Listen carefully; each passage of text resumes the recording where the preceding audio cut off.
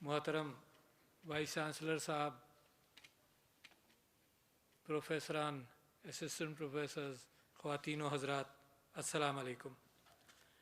मुझे आपकी कारकर्दगी देखकर और आपका विज़न देखकर बड़ी खुशी हुई।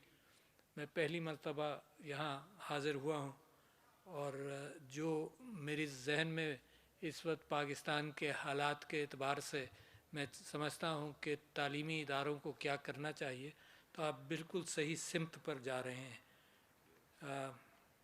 हमें फ़ख्र है ऐसे इंस्टीट्यूशंस पर जो एक डायरेक्शन के हवाले से और मुल्क की ज़रूरियात के हवाले से फ़हम रखते हों। जब भी मेरा ताल्लुक़ किसी इंस्टीट्यूशन के साथ होता है तो सबसे पहले तो मैं ये बात कहता हूँ, और ख़ास तौर पर यहाँ के लिए बहुत ज़रूरी, कि आपका डायरेक्शन, आपका सिमत सब ठीक है, और जो ज़रूरियात और जो तेज़ी से दुनिया आगे बढ़ रही है वो हमारी सोच के हवाले से बहुत तेज़ है।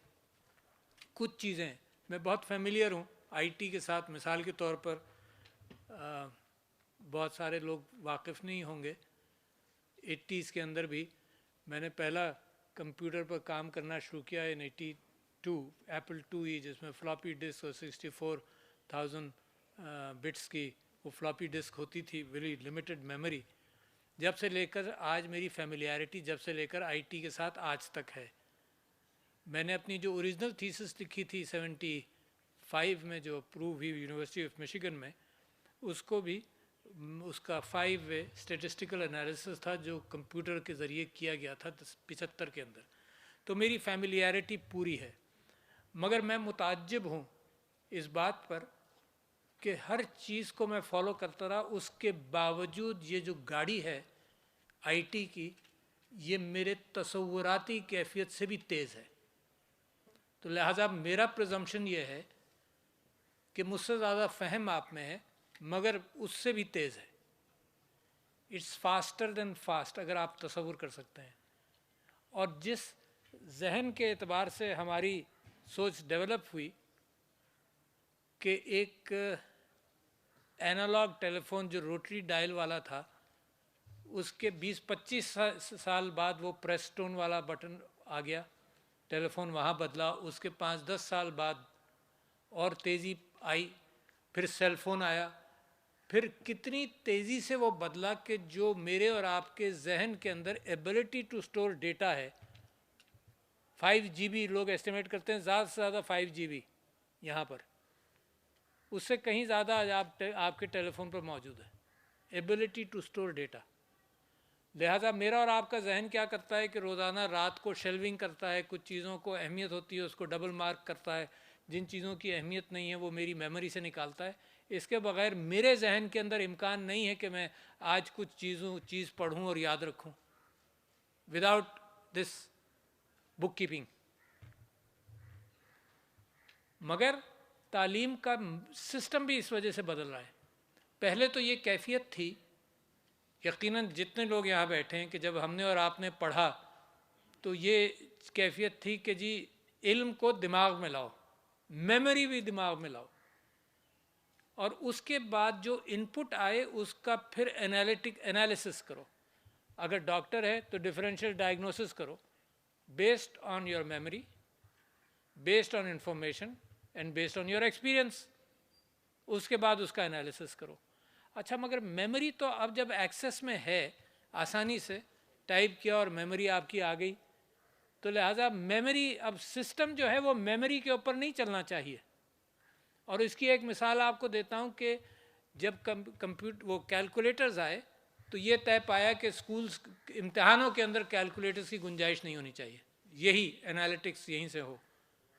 फिर ख्याल ये आया कि नहीं, ये तो बड़ी बड़ी कैलकुलेशंस हैं, अगर हमने अपने तालिब इल्मों को ऊपर के लेवल पर ले जाना है तो इनको इम्तिहान के अंदर भी कैलकुलेटर दो ताकि ये बड़ी कैलकुलेशंस कर सकें। तो अब ज़माना इस बात का नहीं रहा कि मेमोरी पर इदारे चलें। और आप जानते हैं कि अंडर ग्रेजुएट एजुकेशन में रोट मेमोरी के ख़िलाफ़ भी मुहिम, तहरीक, अंडरस्टैंडिंग बढ़ रही है कि memory is not the issue, analytical ability is the issue, कि जो डेटा है उसको एनालाइज कर सके, मंतिक का इस्तेमाल कर सके।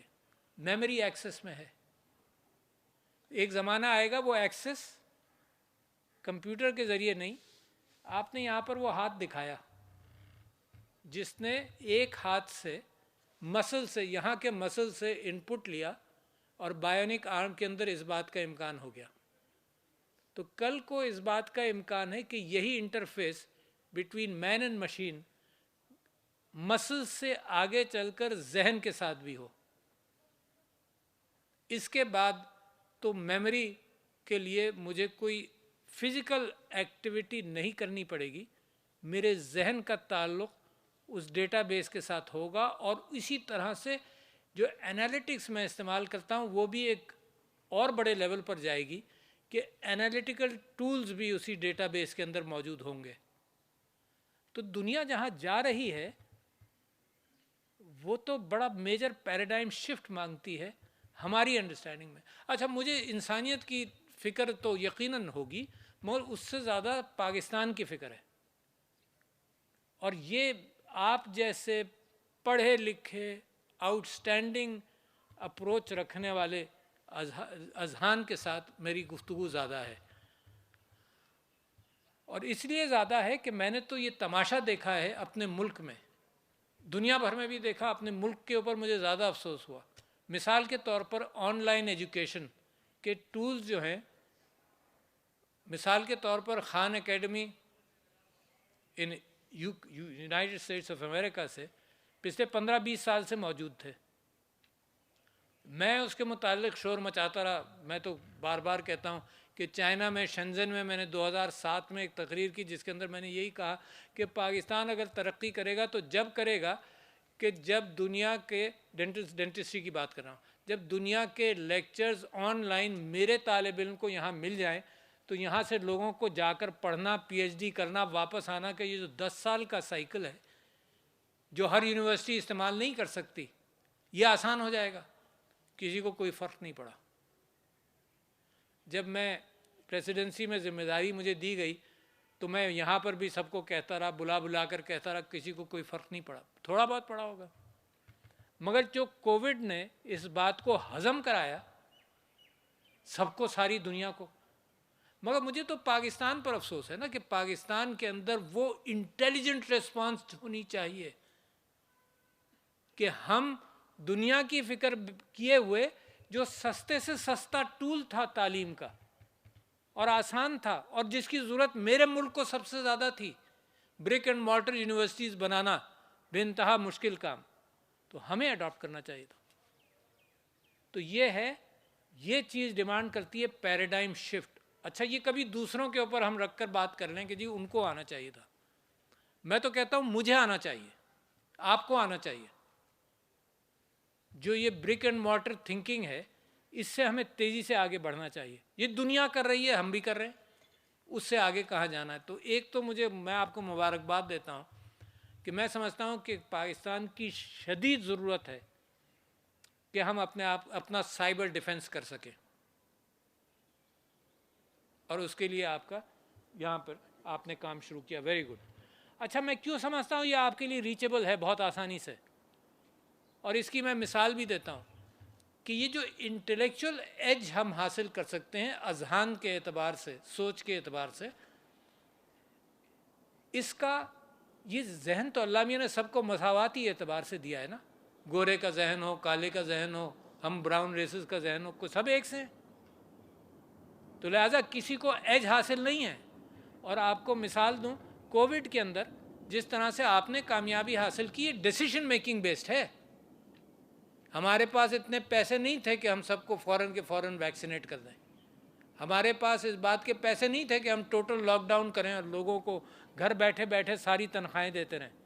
चाइना के पास थे, मगर आपने एक इंटेलेक्चुअल बिसात डाली कंपैशन की, उसके ऊपर आपने बिसात डाली डेटा की, उसके बाद आपने बिसात डाली intellectual good thinking, intelligent thinking, और लिहाजा आपने वो कामयाबी हासिल की जो रीजन में और दुनिया में बहुत कम ममालिक को हासिल हुई। आपका क्रेडिट है।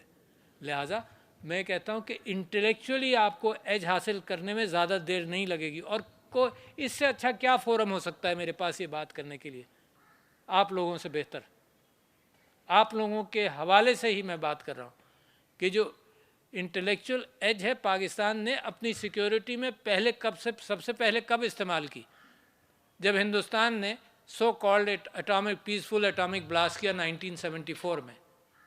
आपके पास पैसा नहीं था, आपके पास अजहान है, माइंड्स थे, और आपने 7 साल के अंदर अपने आप को डिटेरेंट आपने हासिल किया अमन की खातिर। 7 साल में आपने उन नेशंस को ज्वाइन किया जो टॉप 5-6 नेशंस थी। लिहाजा ये भी मैं समझता हूँ ऐसा ही टूल आपके पास आया है जिसके अंदर पाकिस्तान को एक पैराडाइम शिफ्ट, क्वांटम जंप, इसको मैं इस तरह से भी ताबीर देता हूँ, ये सोच का डिफरेंस। अगर मैंने और आपने सही डिसीजन मेकिंग की और उस तेज़ रफ्तार ट्रेन के लिए भागना शुरू किया कि सवार हो जाएं, भागना पड़ेगा, और वो उसकी बोगियों पर सवार होने का मतलब ये नहीं कि एक चीज़ पर आपने इंटेलिजेंस हासिल कर कर एक जगह सवार हो गए। नंबर्स में आपने सवार होना है, तादाद में सवार होना है, आइसोलेटेड चंद इंस्टीट्यूट्स की बुनियाद पर नहीं सवार होना, मैसिव एजुकेशनल चेंज से आपने सवार होना है। और मगर पैसा नहीं है हमारे पास यूनिवर्सिटीज़ को बढ़ाने का, फिज़िकल इंफ्रास्ट्रक्चर बिल्ड करने का।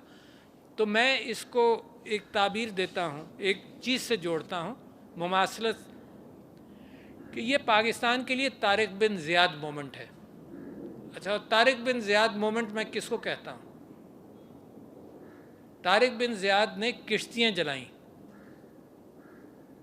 ये एक जहनी शौक था जो लोग स्पेन में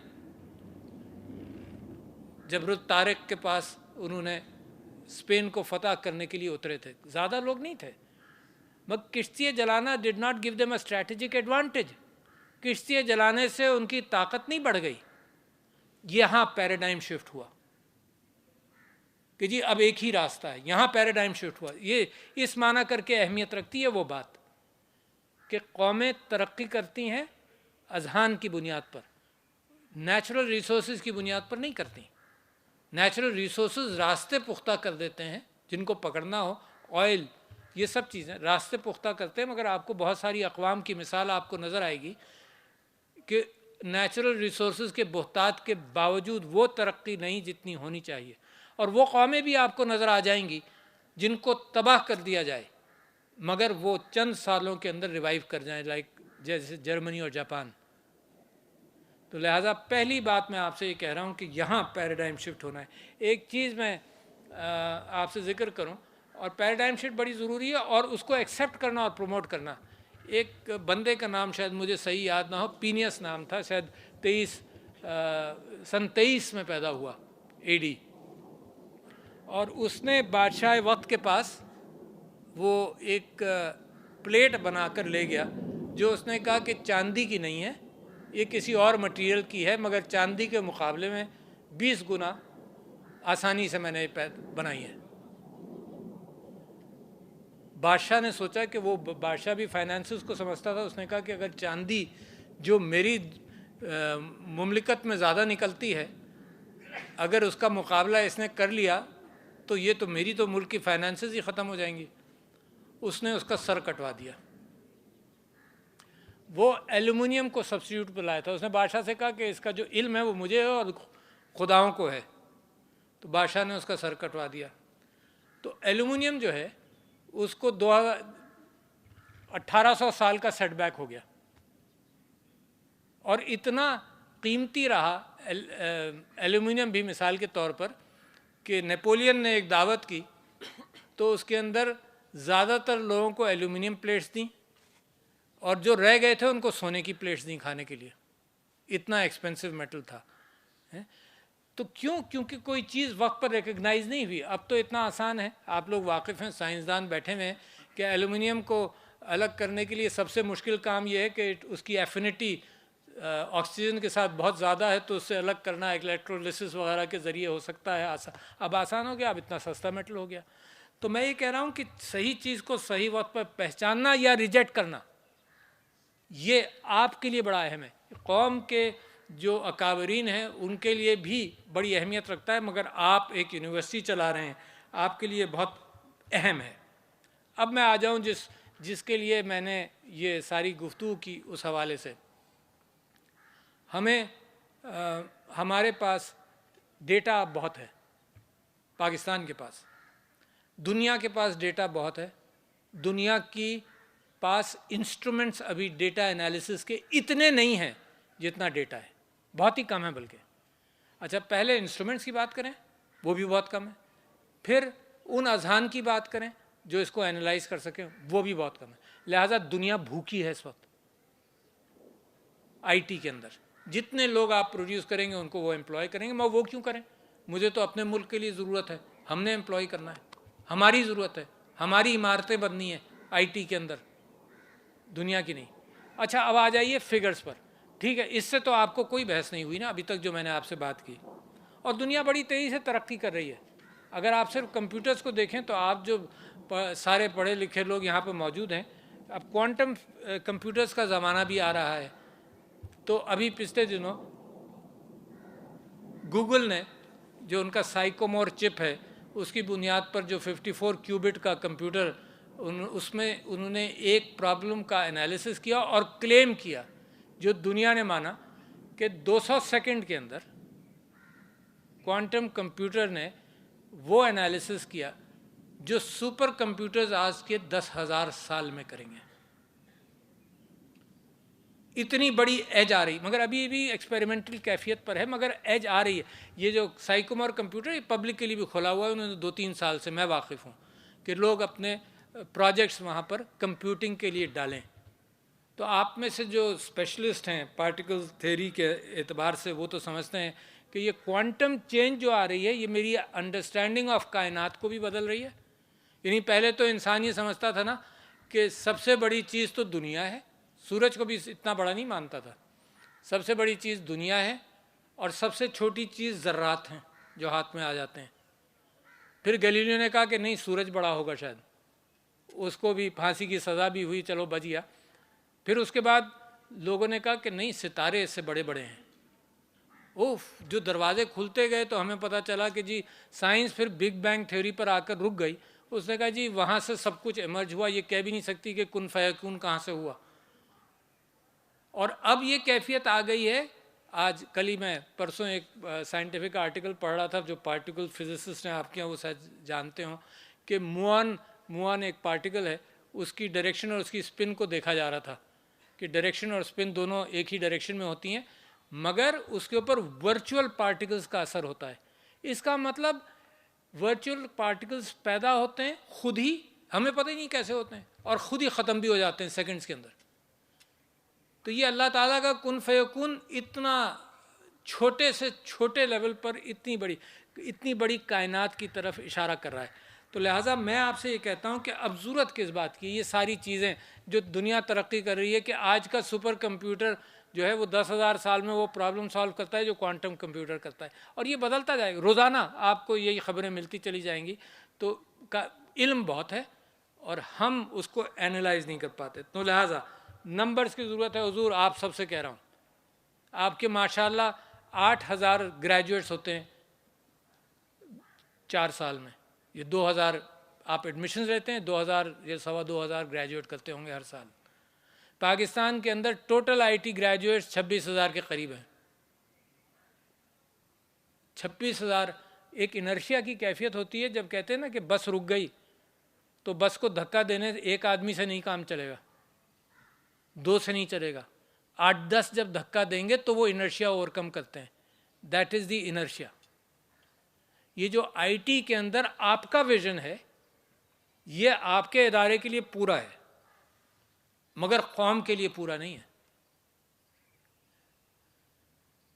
मैंने स्टैटिस्टिक्स पिछले दिनों कह रहा था कि जो एफएससी कर जो आजकल यूनिवर्सिटीज़ में दाखिला ले रहे हैं, तो पाकिस्तान के अंदर ये फिगर 9-10% है। बाकी 90% को हम दाखिला दे नहीं सकते, क्योंकि physical brick and mortar universities के अलावा हमारे पास वर्चुअल यूनिवर्सिटी एक दो ही हैं, बेहतरीन काम कर रही हैं, बहुत सस्ती एजुकेशन दे रही हैं, आपसे सस्ती एजुकेशन दे रही हैं, 1,30,000 में बैचलर्स लेवल की एजुकेशन दे रही हैं, टोटल वर्चुअल कंपोनेंट। उनको जब मैं आया, वर्चुअल यूनिवर्सिटी है फेडरल गवर्नमेंट के अंदर, उनको जब मैं आया तो वो 27-28 हज़ार एडमिशन देते थे एक साल में, और अब 48 हज़ार देते हैं, 48 हज़ार। और वो किराए की बिल्डिंग में बैठे काम कर रहे हैं। सरप्राइजिंग। आपसे मैं कहूँगा 8 के आप 16 कर लें। You need facilities, laboratories, buildings, structures, teachers. यह है वो पैराडाइम शिफ्ट का रास्ता जो मैं आपके सामने, आपको मालूम है, मैं याद दहानी कर रहा हूँ, अपने डेस्परेशन का इजहार कर रहा हूँ, मुल्क के डेस्परेशन का इजहार कर रहा हूँ। We need more people. तो लिहाजा जब मैंने उनसे ये कहा कि जब वो 28 हज़ार प्रोड्यूस करते थे, तो जब मैंने उनसे कहा कि बढ़ाओ तो वो 48 हज़ार तक पहुँच गए। और कितना उनका एक्सपेंस बढ़ा होगा? 4-5%। उनको असिस्टिव उस्तादों की तादाद बढ़ानी पड़ी, सॉफ्टवेयर उनका मल्टीप्लाई हुआ, and the same rented place from which they are working, from the same place they almost double their numbers. तो मैं आपसे गुजारिश ये कर रहा हूँ कि अपनी यूनिवर्सिटीज़ के अंदर अब वर्चुअल कंपोनेंट बढ़ाएं। बड़े परेशान होते हैं लोग, उस्ताज़ा के साथ मैं जब बात करता हूँ, कहते हैं इनका इम्तिहान कैसे होगा, ये क्वालिटी में कमज़ोर। दुनिया वर्चुअल एजुकेशन की तरफ जा रही है, इम्तिहान कैसे होगा? 4 कैमरे लगाए जाते हैं और इम्तिहान हो जाता है। एक उसकी कंप्यूटर पर कैमरा लगता है, एक ऊपर से उस बंदे के ऊपर लगता है, एक कमरे को देखता रहता है कि इसने कहीं से नकल तो नहीं की, एंड दैट्स ऑल। और सारी नॉलेज इस वक्त इंटरनेट पर मौजूद है, सिर्फ आपने उसको प्रोग्राम करना है कि समझ आ जाए, जिस लेवल को आप एड्रेस कर रहे हैं उसकी समझ में आ जाए। Repackaging of knowledge is the science today also. ये आप रिसर्च करके नई नॉलेज तलाश कर रहे हैं, वो अपनी जगह ज़रूरी है। Repackaging is the easiest thing, कि कोई नई डिश बना ली आपने मौजूदा डिशों के साथ मिलाकर, और आप रिवर्स इंजीनियरिंग कर भी रहे हैं। तो ये चीज़ मैं आपसे डेस्परेशन से कि मुल्क की ज़रूरत क्या है, मैं समझता हूँ कि अगर आप रीजनल कंट्रीज़ का मुकाबला करें, रीजनल कंट्रीज़ का, तो I have the figures, I will not elaborate. मेरे पास फिगर्स ये हैं कि आज आपका नंबर 2 लाख होना चाहिए था आईटी ग्रेजुएट्स का, 10 गुना रीजनल कंट्रीज़ का। क्या अगर आप एडमिशन इनटू आईटी सिर्फ देखें, बाकियों का तो मैं नहीं कह रहा, इंजीनियरिंग पूरा स्पेक्ट्रम ऑफ इंजीनियरिंग रखें तो और भी ज़्यादा रीजनल कंट्रीज़। तो मेरा ख्वाब, आपका ख्वाब, उसमें पहिए ज़्यादा लगने चाहिए, पैसों के नहीं, सोच के पहिए। तो ये मैं आपसे गुजारिश कर रहा था कि इसकी तरफ ज़रूर तवज्जो आपको देना पड़ेगी। और दुनिया में इतनी तेज़ी से सब चीज़ें बदल रही हैं और आ रही हैं कि ये तवज्जो आपकी तरफ से बेइंतहा ज़रूरी है। तो लिहाजा मैं आपसे दरख्वास्त करता हूँ, माशाअल्लाह गवर्नर साहब आपके चांसलर हैं, मैं समझता हूँ कि उनको 3 महीने के अंदर कोई विजन के एतबार से गुफ्तगू करें कि that is how we are going to increase the numbers. आप इसी फिज़िकल ब्रिक मॉर्टर यूनिवर्सिटी के अंदर वर्चुअल एजुकेशन के कंपोनेंट को बढ़ाएंगे तो कितने नंबर्स तक पहुंच सकेंगे? ठीक है जी। तो मैं आपको एक एक्सरसाइज आपकी खिदमत में देकर जा रहा हूँ, क्योंकि ये जो और एक और दरख्वास्त, ये जो 26,000 पाकिस्तान में प्रोड्यूस होते हैं, तो आजकल मैं दो मीटिंग्स मेरी हो चुकी हैं जो सिलिकॉन वैली में आईटी एक्सपर्ट्स हैं, नॉट एक्सपर्ट्स, आईटी के बड़े प्लेयर्स हैं, जो बिलियनर्स हैं पाकिस्तानी, उनसे मेरी मीटिंग महीने में एक मरतबा ज़रूर होती है, जिसमें एम्बेसडर साहब यूएस में और यहाँ पर मिनिस्टर्स बैठे होते हैं, स्टेट बैंक ऑफ पाकिस्तान बैठा होता है, सब बैठे होते हैं। उनका कहना ये है कि जो ग्रेजुएट आप प्रोड्यूस कर रहे हैं और जिनके इन्वेस्टमेंट्स हैं पाकिस्तान में, उनकी बात बता रहा हूँ आपको। उनका कहना ये है कि 26,000 में से 3,000 इस काबिल हैं कि जिनको हम नौकरी दें। इसका मतलब ये है कि जो आप प्रोड्यूस कर रहे हैं वो मार्केट, यूईटी की बात नहीं कर रहा, may be UET is an exception, I don't know, मगर जो आप प्रोड्यूस कर रहे हैं वो मार्केट में उसकी खपत नहीं हो रही। तो लिहाजा पहला स्टेप ये कीजिए कि अपने लोगों का सर्वे करके आपको अंदाज़ा हो जाएगा मार्केट कहाँ है और आप कहाँ हैं। लिहाजा आपने बहुत सारी चीज़ों का यहाँ जिक्र किया जो आपका मार्केट से ताल्लुक़ है जिसका, और मार्केट के साथ दूसरा स्टेप जो हायर एजुकेशन कमीशन का और एक इस्टेब्लिश हुआ है कि आप जो डेवलप करें उसका मार्केट सेलिंग हो और आपका इंटरेस्ट उसमें हो, जिसको भी ज़्यादा फ़रोग़ देने की ज़रूरत है। तो मार्केट के साथ पार्टनरशिप, कभी कभी एकेडेमिया में ये कैफियत हो जाती है कि पढ़ाते रहते हैं, थ्योरेटिकली आगे जाते हैं, मार्केट चेंज हो जाती है, मार्केट इतनी तेज़ी से चेंज होती है। लेट मी टेल यू, मैंने एक एफ़र्ट किया जो अभी तक कामयाब नहीं हुआ कि ट्रेनिंग ऑफ द ट्रेनर्स का प्रोग्राम किया जाए, ताकि आप जो पढ़ा रहे हैं आईटी, उनके एक कंपनी को एंगेज किया जाए यूएस के अंदर, जो मार्केट बेस्ड कंपनी है, वो आपको ये बताए कि मार्केट क्या चाहती है। जनाब वो हमने दिसंबर में शुरू किया, जैसे ही मुझे जिम्मेदारी दी गई, और वो अभी तक मुकम्मल नहीं हुआ, मगर उसकी वो चलो वो अपनी ब्यूरोक्रेसी वाली कैफियत है, उसका जिक्र क्या। वो जब अब अप्रूव हुआ तो उन्होंने कहा जी जो 3 साल पहले आपके साथ सिलेबस एक्सचेंज हुआ था वो तो ख़त्म हो गया। Can you imagine? उन्होंने कहा जी अब तो हम ये पढ़ा ही नहीं रहे। Can you imagine? और हम अपने आप को देखें, नतीजा क्या हुआ। उन्होंने कहा जी दोबारा एडवर्टाइज करो, the syllabus has changed, we don't want you to teach something which is 3 years old. That's how the market is changing. So that's how the thinking of professors of UET and every place, वो उस market के साथ match करनी चाहिए। तो लिहाजा पहले तो उन्होंने कहा कि 2000 भी एम्प्लॉय नहीं होते, 3000 होते हैं, 4000। फिर उन्होंने दूसरी बात ये कही, और ये कंसेंसस है अब गवर्नमेंट के अंदर भी है, फिर उन्होंने दूसरी बात ये कही कि हम इनको 3 से 6 महीने की ट्रेनिंग देकर अपनी कंपनी के लिए तैयार कर लेते हैं। तो जो हुकूमत है उसने भी ये फैसला किया कि वो भी डिजी स्किल्स प्रोग्राम के तहत ये 3 से 6 महीने, जिसके अंदर सॉफ्ट स्किल्स भी आ जाएं, इसके अंदर उन बच्चों को जो मार्केट में उनको ट्रेन कर लें। तीसरी बात, ये जो 4 साल का बीएस का प्रोग्राम है, आपने पिछले दिनों वाइस चांसलर्स के ओपिनियन आपने देखा कि वो कहते हैं कि नहीं, जो एसोसिएट डिग्री वाला भी है 2 साल का, और जो शॉर्ट कोर्सेज वाला भी है, आप प्रोड्यूस कर कर के मार्केट में डालें। बेचैनी होनी चाहिए। यूएस के अंदर एक बेचैनी थी, जब मैं पढ़ता था वहाँ एक बेचैनी थी कि 2 साल बाद निकलो, जाओ मार्केट में जाओ। पीएचडी से कहते थे 3 साल से ज़्यादा हम तुम्हें नहीं रखेंगे, निकलो, गो सर्व द मार्केट। तो लिहाजा यही बेचैनी हमारे यहाँ होनी चाहिए। तो शॉर्ट कोर्सेज, उसका Digi Skills program is a good program. Can you imagine, 2 million बच्चों ने उसको पढ़ा देखा, और उसमें से शायद 1,60,000 पहली फेज से गुजर भी गए। These are not the science graduates, these are the market requirements. जो मैट्रिक के बाद भी बच्चा जिसको थोड़ी बहुत मैथ्स आती हो, इंग्लिश आती हो, वो मार्केट में ही अपने आप को, अपनी स्किल्स ले जाएगा, सॉफ्टवेयर डेवलपमेंट की, ये सब कुछ। ये 4 साल का प्रोग्राम अपनी जगह सही है, मगर हमारे माशरे को स्किल बेस्ड लोगों की काम में ज़रूरत है, ऑन द ग्राउंड। आपको मेडिसिन में मिसाल देता हूँ कि चाइना, जब उसको डॉक्टरों की ज़रूरत हुई तो उन्होंने 6 महीने और 2 साल के बेयरफुट डॉक्टर्स निकाले, क्योंकि ज़रूरत थी। 5 साल की ये ट्रेनिंग जो है, इसमें तो पता नहीं हम कहाँ से कहाँ दुनिया निकल जाएगी, और हम अपने लोगों की सेहत ही बेहतर नहीं कर सकेंगे। तो लिहाजा आज मैंने आपके सामने सिर्फ इस वजह से कि आप लोग इस बात को, ये मेरी कम्युनिकेशन को सबसे ज़्यादा माशरे में आप लोग समझ सकते हैं, and you are the leaders of education, और आप जो प्रोड्यूस कर रहे हैं वो लीडर्स बन रहे हैं एजुकेशन के।